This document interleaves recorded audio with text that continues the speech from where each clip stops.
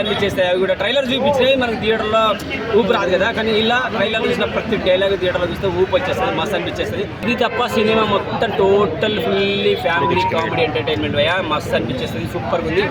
Look total change చేసుకొని పద్ధతి వెళ్తున్నాడు, మస్తు ఎంటర్టైన్మెంట్ చేస్తున్నాడు. అలాగే కోర్టు సినిమా తర్వాత కోర్టులో ఎంత మంచి పాత్ర, చిన్న డైలాగులతో కూల్గా ఉండి భయపడుతూ ఎంత బాగా, దీంట్లో మాత్రం గోవాకి వెళ్ళి కోరుతూ ఎంజాయ్ చేస్తున్నాడు. ముసలోడే అనుకున్నాం కానీ ప్రతి ఒక్కరు మహానుభావులే కాక ఒక్కళ్ళని తగ్గించలేదు. ఆర్టిస్టులు అనుకుంటాం, వీళ్ళు ఏం చేస్తారనుకుంటాం, కానీ డైరెక్టర్లు ఏం చెప్తే అది చేస్తారు. బట్టలు ఇప్పమంటే ఇస్తారు, డ్యాన్స్ వేయమంటే వేస్తారు, సావమంటే చేస్తారు, బతికినట్టు నటిస్తారు, జీవాలంటే జీవోత్సవంలాగా నటిస్తారు. నిజంగా ఆర్టిస్టులు తిట్టుడు మాత్రం పాపిస్తారని చెప్పింది ఖచ్చితంగా.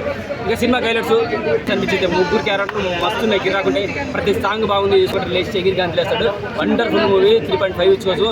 బొచ్చు లేదు, కింద గుట్ట, పైన బట్ట, కింద కింద పొట్ట అంటున్నారు. అయితే పోరు దొరకదా, ఎంజాయ్ చేసే మూడు ఉంటే ఏ పోరైనా దొరుకుతుంది కాక, మంచి మనసు ఉంటే ఏ పోరైనా దొరుకుతుంది కాక. బీజేమో మనవాడికి ఈ పని అంటుంటారు.